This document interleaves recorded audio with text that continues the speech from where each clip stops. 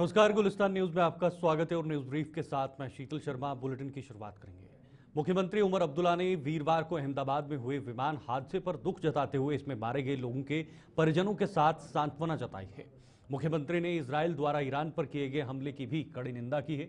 श्रीनगर में आज पत्रकारों के सवालों के जवाब में मुख्यमंत्री ने कहा कि उन्हें उम्मीद है कि इस हादसे के कारणों का जल्द से जल्द पता लगाया जाए ताकि भविष्य में ऐसे हादसों पर रोक लगाई जा सके। मुख्यमंत्री ने यह भी कहा कि इजरायल और ईरान के बीच उपजे तनाव का असर सीधे तौर पर भारत पर पड़ने वाला है।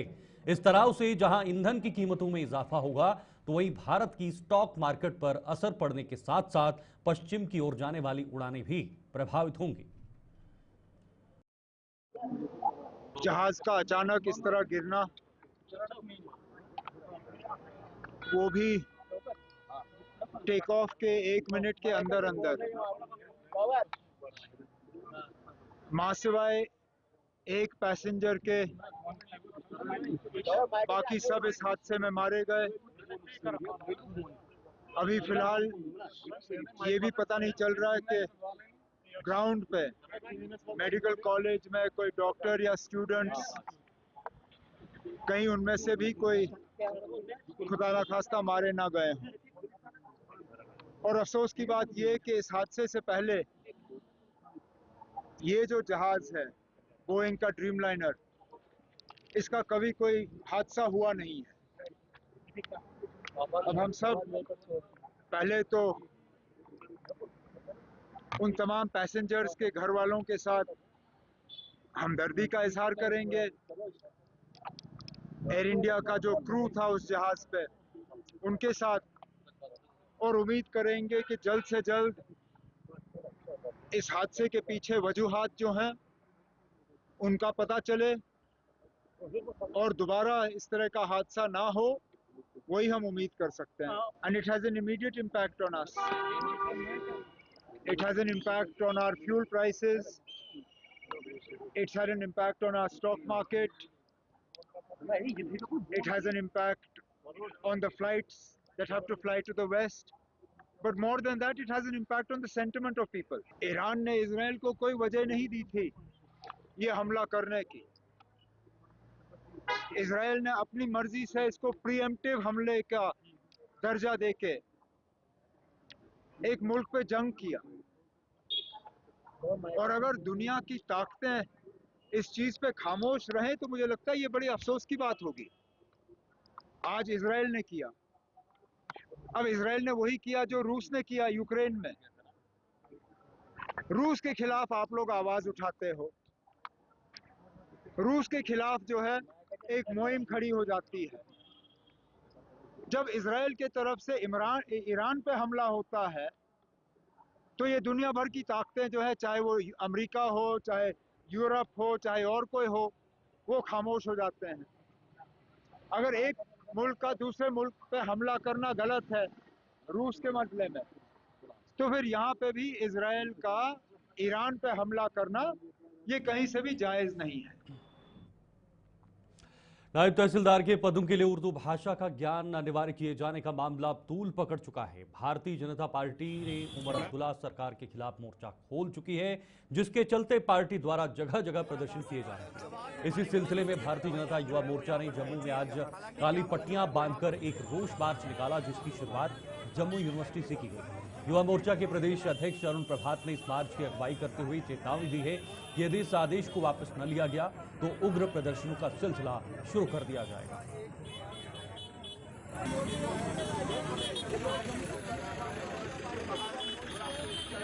सिग्नेचर कैंपेन पिछले 3 दिनों से चलाते हुए आज हम मजबूर हुए हैं कि हम सड़कों पर, जब 45 डिग्री टेम्परेचर है, लोग अपने घरों में, सरकार अपने ऑफिसेज में एसी कमरों में बैठी है और नौजवान जो है वो सड़कों पर निकल कर के अपने मंतव्य का इजहार कर रहा है और ये चीख चीख कर कह रहा है कि ये जो निर्णय है, नोटिफिकेशन है, हमें मंजूर नहीं है। नौजवानों के साथ ये उनको इस गंदी राजनीति का हिस्सा नहीं बनाना चाहिए। हम अपनी लड़ाई जारी रखेंगे और अब हमें विश्वास माननीय उपराज्यपाल महोदय से है और हम चाहते हैं कि माननीय उपराज्यपाल महोदय इस पर इंटरवीन करके इस जो उमर सरकार ने जो निर्णय लिया है इसको खारिज करें। 2019 के अंदर एक प्रेसिडेंट है। 2019 में जब 817 पर पोस्ट उत्तीर्ण हुए थे विद्यार्थी जिन्होंने फॉर्म भरे थे, उसमें से 126 विद्यार्थी उर्दू में फेल हुए थे। उसमें से 122 जो थे वो जम्मू से थे, जम्मू खित्ते से थे, क्योंकि जम्मू खित्ते में ना उर्दू पढ़ाई जाती है, ना सिखाई जाती है, ना सब्जेक्ट के नाते दिया जाता है सबको मौका। तो एक खित्ते को इस परीक्षा और भर्ती से बाहर करने की योजना है जो हमें स्वीकार नहीं है। काली पट्टी का डर लगाकर आप क्या दर्शाना चाहते हैं? ये हम उमर सरकार को नौजवानों के खिलाफ जो निर्णय लिया है ये उनको काले रंग से प्रदर्शित कर रहे हैं। नौजवानों को उम्मीदें थी कि सरकार बनेगी, जितने बड़े बड़े वादे किए हैं वो उसको नीचे तक उतारने का कोशिश करेगी, पर यहाँ पर हुआ उसके उलट। नौजवानों को भर्तियां तो 75 निकाली गई नायब तहसीलदार की, बट उनकी उम्मीदों पर पानी फेर दिया गया जब उसके अंदर उर्दू को कंपलसरी करके 70% आबादी को उससे महरूम रखने का विषय है जो हमको कभी भी स्वीकार नहीं है। उसके खिलाफ हम लड़ाई लड़ते हैं। इस बार 3 जुलाई से शुरू होने जा रही श्री अमरनाथ जी की वार्षिक यात्रा की तैयारियां जोर पकड़ती जा रही हैं। जम्मू स्थित आधार शिविर के साथ साथ जम्मू पठानकोट हाईवे पर बने ट्रांजिट कैंप भी बाबा बर्फानी के श्रद्धालुओं के लिए तैयार किए जा रहे हैं। सांबा में हाईवे पर देयानी इलाके में बने पर्यटन विभाग के ट्रांजिट कैंप में भी तैयारियों को अंतिम रूप दिया जा रहा है। पर्यटन विभाग के डायरेक्टर विकास गुप्ता और ज्वाइंट डायरेक्टर एजाज कैसर ने आज ट्रांजिट कैंप का दौरा कर वहां जारी कामकाज की समीक्षा की। दोनों अधिकारियों ने बताया कि श्री अमरनाथ जी की यात्रा शुरू होने से पहले ये सभी काम पूरे कर लिए जाएंगे ताकि देश के कोने कोने से आने वाले बाबा बर्फानी के श्रद्धालुओं को किसी दिक्कत का सामना न करना पड़े।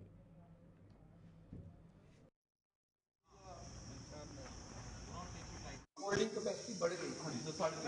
ये भी हो गया, वो भी हो गया। अच्छा, ये कितने बार पूरी करवा लिया, सबको परेशानी नहीं होगी। कई बार क्या होता है कि कुछ ज्यादा पूरा ग्रुप आ जाता है, वो कहते हैं हम कहीं नहीं बाहर जाएंगे, दोबारा कहीं करवाओ, सारे लेडीज जाएंगे। ये जी पहले ये कर ले, 4 लेडीज रख ले, बाकी जेंट्स रख ले। हाँ ठीक है, पता क्या अदरवाइज कई बार जो लोगों के लिए पहले जो हॉल नहीं होता था, एक शेल्टर शेड रहता था, एक बढ़िया सा हमने हॉल यहाँ पे बनाया है। कम से कम 200 से 250 लोग यहाँ आराम से उस हॉल में स्टे कर सकते हैं। वहाँ पे एयर कंडीशंस की व्यवस्था भी की गई है, एयर कंडीशनर लगाए गए हैं। साथ साथ में पानी की व्यवस्था के लिए अच्छा पानी उनको हमारे यात्रियों को श्रद्धालुओं को मिले, उसके लिए पानी की व्यवस्था बोरवेल किया गया है। अनइंटरप्टेड पावर सप्लाई यहाँ पे रहे, उसका अरेंजमेंट किया है। सफिशिएंट जो हमारी हाई मास्ट लाइट्स हैं वो यहाँ पे लगाई जा रही हैं। उसके साथ साथ हमने सैनिटेशन की व्यवस्था पर भी जोर दिया हुआ है। हमने अलग से male female toilets, bio toilets जो हैं वो यहाँ पे इंस्टॉल किए जा रहे हैं। इसके साथ साथ यहाँ पे सफिशिएंट जो है स्पेस रहे, लंगर की व्यवस्था हो, वो भी अरेंजमेंट किया जा रहा है। और अभी हमारी जैसे पहले जो कैपेसिटी रहती थी यहाँ पे यात्रियों को होल्ड करने की, वो अराउंड 200 के आसपास रहती थी, बट इस बार हमने कोशिश की है कि हम 400 से 500 लोगों को यहाँ पे हम होल्ड कर सकते हैं। उसके साथ साथ हमारी कोशिश रहेगी कि टूरिज्म डिपार्टमेंट की तरफ से ही यहाँ पे एक स्टॉल भी लगाया जाएगा। जो हमारा पब्लिसिटी का जो मटीरियल है, जो हमारे near by places of visit वाले हैं, यहाँ सांबा में जैसे नरसिंह देव जी का मंदिर है, चीची माता का मंदिर है, बाबा चमल्याल देव स्थान है, वहाँ पे भी वो लोग विजिट कर सकें और उसके बारे में जानकारी दी जाएगी। दयानी में है, ये हमारा एक ट्रांजिट कैंप है सांबा के अंदर, जहाँ पे रफली हम लोग 350 से लेके 500 लोगों को अकोमोडेट करते हैं। हमने इसका जायज़ा लिया और देखा कि हमारा इस बार ये था कि पिछली बार यहाँ पे आपने देखा यहाँ चेन लिंक फेंसिंग थी, अब उसको अपग्रेड करके हमने बाकायदा फिजिकल बाउंड्री वॉल की है, 7 फुट की ऊंची रखी है। कंसंटीना वायर का प्रबंध किया जाएगा और साफ़ स्वच्छ पानी का प्रबंध किया जाएगा। जो हमारे रूम्स थे उनको अब CCTV सर्विलेंस के अंडर लाया गया है। जो हमारा इसका बाहर का एरिया है वरांडा, वो भी CCTV सर्विलेंस के अंडर लाया जाएगा। ACs जो पहले वाले थे लगे हुए, उनकी सर्विस हुई, जो नए 3-4 AC लगवाए गए हैं। हमारा जो कमिटमेंट है वो ये है कि ईज़ ऑफ यात्रा हो, जो श्रद्धालु हमारे आएँ वो एक ब्लेस्ड यात्रा भी करें, उसके साथ साथ यात्रा जो है उनकी वो बड़ी सुख वाली शांति वाली यात्रा हो। उसी सिलसिले में हम लोग आज अपना जो है वो हमारी टाइमलाइन है और रफली हम लोग 20-25 के बीच बीच में जो हमारे काम है ये हम खत्म करेंगे। आगे बढ़ेंगे। डोडा के एक 20 वर्षीय युवक ने अपनी प्रतिभा के दम पर हर किसी को दांतों तले उंगलियां दबाने को मजबूर कर दिया है। मनिंद्र पाल ने ड्रोन तैयार किया है जो जीपीएस सिस्टम के साथ साथ कई अन्य आधुनिक सुविधाओं से लैस है। यह ड्रोन करीब 2 किलोमीटर की उड़ान भरने में सक्षम है और जिले के डीसी हरविंद्र सिंह भी मनिंद्र पाल की प्रतिभा पर हैरान है।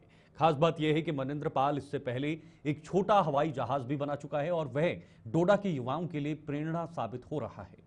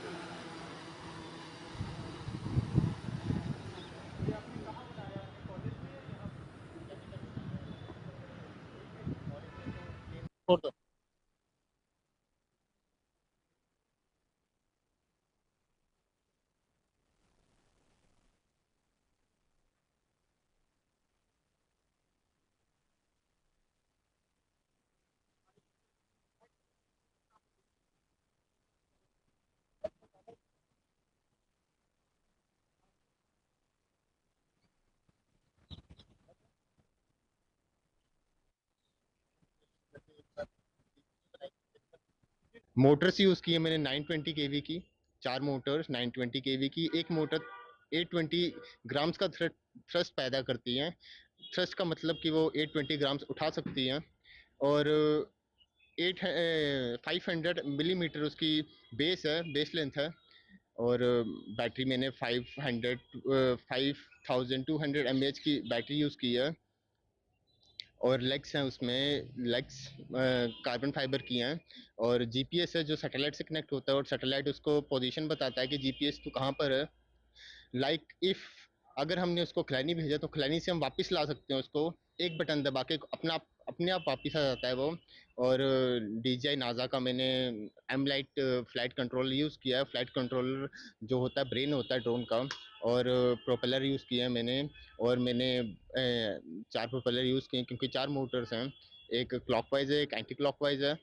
बस इतना ही ड्रोन के बारे में। और मैंने लाइट्स भी खुद ही लगाई हैं उसको अपने आप, अपनी सोल्डरिंग करके अपनी वायरिंग करके उसको लाइट्स लगाई हैं। प्लेन बनाया था क्योंकि प्लेन का कॉन्सेप्ट बहुत नया है इंडिया में, अभी प्लेन का कॉन्सेप्ट इतना नहीं है और मैंने प्लेन बनाया था। वो मुझे कॉलेज वालों ने रख लिया और कॉलेज वालों ने रख लिया वो भी। और मुझे आज ये सब तो चलता ही रहेगा और अभी तो मेरे दिमाग में कुछ भी नहीं है, लेकिन आता रहेगा दिमाग में और मैं बनाता रहूँगा।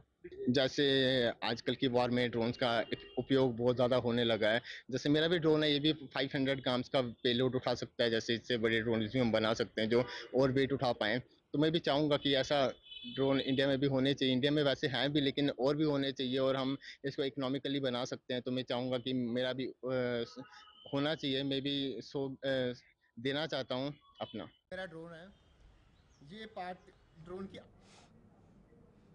इधर पुंछ शहर के नजदीक का कनुया अपर गांव के लोगों ने आज जल शक्ति विभाग के खिलाफ जोरदार प्रदर्शन किया है। लोगों के मुताबिक विभाग द्वारा गांव में बोरवेल तो खोदा गया है लेकिन उन्हें इसका कोई फायदा नहीं पहुंच रहा। उन्होंने आरोप लगाया है कि विभाग और ठेकेदार की मिलीभगत के कारण यह परियोजना विफल हो गई, जिससे वो अभी भी पीने के पानी से वंचित है। उन्होंने इस मामले की निष्पक्ष जांच करवाकर जिम्मेदार लोगों के खिलाफ सख्त कार्रवाई की मांग की है। उन्होंने गांव में जल्द से जल्द जलापूर्ति के लिए उचित कदम उठाने की मांग भी की। दूसरी ओर जल शक्ति विभाग के एग्जीक्यूटिव इंजीनियर विशाल थापा ने आश्वासन दिया है कि इस मुद्दे को गंभीरता से लिया जा रहा है और जल्द ही बोरवेल को बहाल कर स्थानीय लोगों को पानी मुहैया कराया जाएगा। ये यहाँ पे बहुत पैसा लग चुका है। JJM की स्कीम के तहत ये प्रोजेक्ट बना था, यहाँ पे कोई फ़ायदा नहीं। आप देख सकते हैं यहाँ पे ये कितना बड़ा प्रोजेक्ट, यहाँ पे गवर्नमेंट का पैसा वेस्ट कर दिया है उन्होंने। कोई पानी नहीं मिल रहा है, कोई कुछ नहीं। आज भी डिपार्टमेंट वाले आए रहे हैं, बोल रहे हैं प्रॉब्लम है कुछ, ये चल नहीं रहा है, फेल हो चुका है। DC साहब खुद है यहाँ पे, उन्होंने 48 दिन का टाइम दिया, आज 4 महीने हो गए। आप देखो ऊपर से गर्मी इतनी, कोई पानी नहीं है, कोई कुछ नहीं है इधर। उस समय पानी निकला था, उन्होंने बोरिंग जितना ग्राउंड वाटर नीचे जाना था वो नीचे नहीं पानी निकाल के चले गए वो। अब जो है जून जुलाई में आपको पता है ग्राउंड वाटर पानी नीचे जाता है। अब मुझे ये समझ नहीं आ रही उन लोगों ने यहाँ पे पानी कैसे निकाला। सबसे पहले सर्वे होता है कि यहाँ पे कल को अगर जून जुलाई में पानी ग्राउंड वाटर नीचे ना चला जाए। अब बोल रहे हैं पानी चला गया नीचे, डिपार्टमेंट वाले सभी आए, कल भी आए, देख के चले गए। आप कवर कर सकते हैं, आज भी आए, कोशिश कर रहे हैं, लेकिन सभी कोशिशें नाकाम हो रही हैं इनकी। सबसे रिक्वेस्ट ये एक्सीएन साहब से आप कोशिश कीजिए, बोरिंग को थोड़ा और नीचे करवाइए। वो कुछ नहीं कर रहे हैं, बल्कि डीसी साहब यहाँ पे खुद आए, उनके नोटिस में ये बात है। 41 दिन का टाइम दिया, 4 महीने हो गए, कोई नहीं। हमने उस दिन भी प्रोटेस्ट किया, जेई साहब आए, उन्होंने यहाँ पे हमें बोला जी वादे किए, झूठे वादे कर रहे हैं, चले जाते हैं वापस, कोई काम नहीं हो रहा है। इतनी बड़ी प्रॉब्लम, ये 7 करोड़ रुपया वेस्ट किया है यहाँ पे, पब्लिक का पैसा है ना, घर से तो नहीं ना लगाया उन्होंने किसी का। ऑफिसर लोग बैठे हुए हैं आराम से दफ्तरों में, हवा लगा रहे हैं एसी की। यहाँ पे देखो पब्लिक का क्या हाल है, कवर कर सकते हैं आप, उधर देखिए कोई कहीं से ला रहा है पानी, कोई कहीं से। सर लगभग हमें मेरे अंदाज से 200 घर तो होगा, 200 फैमिली होगी, 200 कनेक्शन होगा, लेकिन पानी की बड़ी प्रॉब्लम है सर जी। जब से ये बना हुआ है, डैम बना था, ये मोटर लगी थी, तो हमने सोचा कि मतलब कुछ ना कुछ सहूलियत मिलेगी, लेकिन बड़ी प्रॉब्लम है। ये फेल ही हो गया एक हिसाब से, ये इसका सिस्टम जो है मोटर वाला। तो क्या चाहते हैं आप, क्या होना चाहिए? सर हम चाहते हैं हमें पानी मिलना चाहिए, बस हम क्या चाहेंगे जी। डिपार्टमेंट के बंदे भी आए, प्रोटेस्ट किया, पीसफुली प्रोटेस्ट किया हमने, तो उन्होंने टाइम दिया कि हम कुछ ना कुछ आपको मतलब पानी का बंदोबस्त करके देंगे, लेकिन अभी तक कुछ नहीं हुआ। 15 दिन हो गए, उन्होंने 1 हफ्ते का टाइम दिया था। इस समय बहुत ज़्यादा गर्मी पड़ रही है, गर्मी की वजह से हमारे जो सोर्सेज हैं वो काफ़ी ज़्यादा जो है वो डिप्लीट हो रहे हैं। हर जगह पानी का जो पहले लेवल होता था या पहले डिस्चार्ज होता था पानी का, वो कंसिडरेबली काफ़ी रिड्यूस हो गया है। उसकी वजह से हमें काफ़ी ज़्यादा प्रॉब्लम आ रही है। ऊपर से गर्मी है, यहाँ पे मोस्टली जो है वो बोरवेल सिस्टम है, लिफ्ट सिस्टम है, उसमें भी हमें जो है हमारे due to excessive wear and tear जो है वो मशीनरी का हो रहा है। अब जो बोरवेल वहाँ निकला है उसकी हम रीडेवलपमेंट करने जा रहे हैं बहुत जल्दी, क्योंकि वो 4-5 महीने बाद जब वो बोरवेल निकला था उसके बाद हमारा वो ऑपरेशनल नहीं हुआ। उसकी वजह से वहाँ पे कुछ उसके डिस्चार्ज का जो है वो काम आ रहा है। हमने ग्राउंड वाटर वालों से भी बात की है, कंसर्न मैकेनिकल KW हैं, उनके साथ भी बात की है। बड़ी वेरी शॉर्टली हम जो है उसमें रीडेवलप करने जा रहे हैं वो तो होपफुली वो पानी वहाँ पे आ जाएगा। तो इसके साथ अल्टरनेट जो कोई अल्टरनेट मेजर्स हैं वो भी हम टेकअप कर रहे हैं। कन्हैया की प्रॉब्लम इन पर्टिकुलर मतलब भी, और बाकी एरियाज़ की प्रॉब्लम जो है वो भी जैसे लोकेशन के हिसाब से, एरिया के हिसाब से। आगे बढ़ते हैं। हीरानगर तहसील के कंडी क्षेत्र के गांव गुढ़ा मेहतिया के लोगों का जल शक्ति विभाग के खिलाफ गुस्सा 7वें आसमान पर जा पहुंचा है। इस गांव के लोगों ने पिछले 1 महीने में आज दूसरी बार छप्पड़ मोड़ स्थित विभाग के ट्यूबवेल पर तालाबंदी कर अधिकारियों के खिलाफ जोरदार प्रदर्शन किया है। लोगों के मुताबिक वो पिछले करीब 3 महीने से विभाग की मनमानी का सामना कर रहे हैं और उनकी कोई सुनवाई नहीं हो रही है। इस तपती गर्मी के मौसम में इंसानों के साथ साथ उनका बाल मवेशी भी पानी के बिना हलकान हो रहे हैं और अधिकारी लंबी ताने सोए हुए हैं। लोगों ने चेतावनी दी है कि यदि विभाग ने अपनी मनमानी पर रोक न लगाई तो वो बड़ा आंदोलन शुरू करने पर मजबूर हो जाएंगे।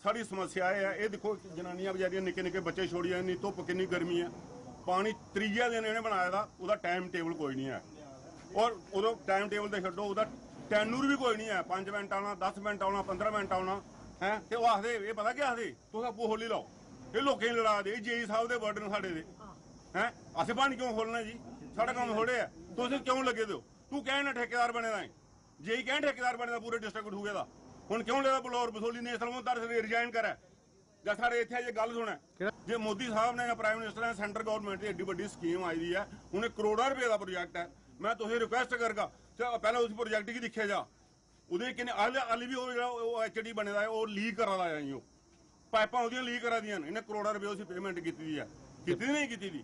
ਅੱਛਾ ਜਿਹੜੀ ਇਹਨੇ ਲਾਈਨ ਹੀ ਕੀਤੀ ਦੀ ਹੈ, मैं AW साहब की, एक्सीडेंट साहब की, इवन के LG साहब, मनोज सिन्हा साहब की आख में दी इंक्वायरी कराई जा, करोड़ों रुपए के प्रोजेक्ट लोगों के खून चूसी है, अस टैक्स देते दिन साढ़े पैसे नहीं, असें सहन नहीं करा देंगे।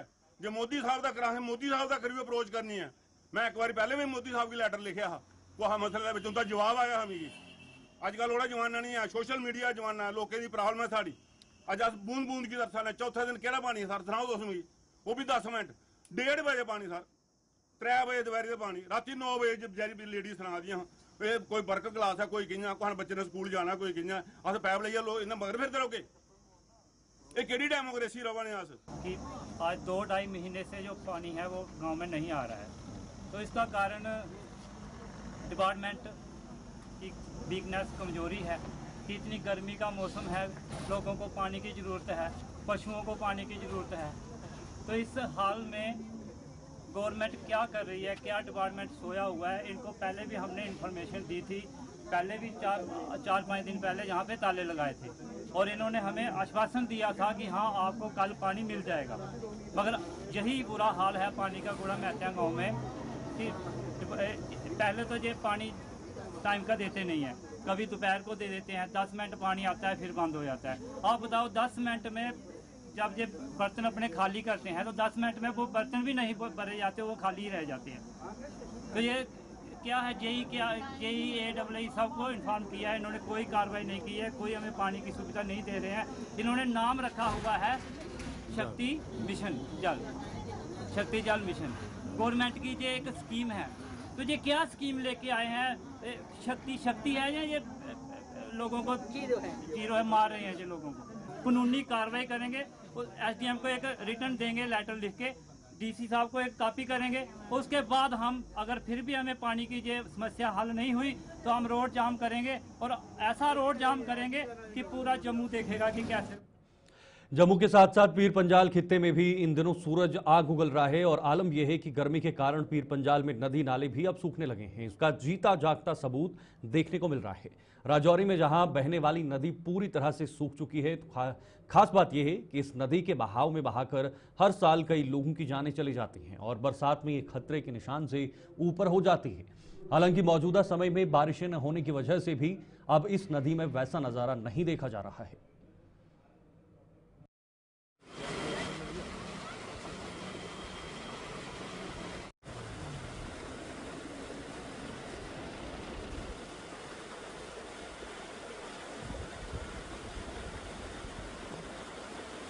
जम्मू कश्मीर के साथ खिताई पीर पंचाल में शिद्दत की गर्मी और गर्मी के साथ मैं आपको दिखाता हूँ ये वो नदी है राजौरी शहर की जिस नदी में हर बरस कई लोग अपनी जानें गंवाते हैं और इस नदी का बहाव कई बार हमने आपको दिखाया भी होगा जो खतरे के ऊपर बहकर इन घरों के साथ लगता था मगर इस बार गर्मी की वजह से आप देख सकते होंगे कि राजौरी के अंदर नदी नाले भी पूरी तरह सूखते नज़र आ रहे हैं क्योंकि खिता के अंदर पिछले कई अरसा से बारिशों का सिलसिला थमा हुआ है जिसके बाद शिद्दत की गर्मी और शिद्दत की गर्मी के साथ ही नदी नाले भी पूरी तरह सूखते नज़र आ रहे हैं ये राजौरी शहर के बीचों बीच की मेन नदी जिस पर हर बरस कई लोग अपनी जानें गंवाते हैं क्योंकि इसके पानी के बहाव बहुत ज़्यादा देखने को मिलता था कई बार खतरे के निशान से ऊपर भी बहते हुए देखा जाता है तब लोगों को महफूज इलाकों की तरफ मुंतकिल किया जाता मगर इस बार शिद्दत की गर्मी के वजह से इस बार ये नदी नाले भी पूरी तरह सूखते नज़र आ रहे हैं हालांकि नदी नालों के सूखने की वजह से और बारिशें न होने की वजह से किसानों को भी कई किस्म की मुश्किलात का सामना करना पड़ रहा है क्योंकि इस वक्त खिता के अंदर किसान भी अपनी खेती बाड़ी में मसरूफ़ नज़र आते थे मगर जिस तरह के हालात नज़र आ रहे हैं इससे किसान भी काफ़ी परेशान हैं क्योंकि इस बार खिता के अंदर बारिशों जैसा माहौल देखने को नहीं मिल रहा और शिद्दत की गर्मी के चलते हुए नदी नाले भी सूख रहे हैं राहुल सुदन के साथ जमशेद मलिक गुलिस्तान न्यूज़ राजौरी वही सुरनकोट में यातायात नियमों का उल्लंघन करने वालों की लगातार शामत आ रही है आज सुरनकोट के SDPO ने अपनी टीम के साथ सड़कों पर मोर्चा संभालते हुए दोपहिया वाहन चालकों के खिलाफ सख्त कार्रवाई की है यातायात नियमों का उल्लंघन के आरोप में आज 18 दोपहिया वाहन जब्त कर लिए गए हैं इसके अलावा बुलेट मोटरसाइकिल के साइलेंसर बदलने वालों को भी सख्त हिदायत दी गई है कि वो जल्द से जल्द ऐसे साइलेंसर बदल लें नहीं तो उनके खिलाफ सख्त कानूनी कार्रवाई की जाएगी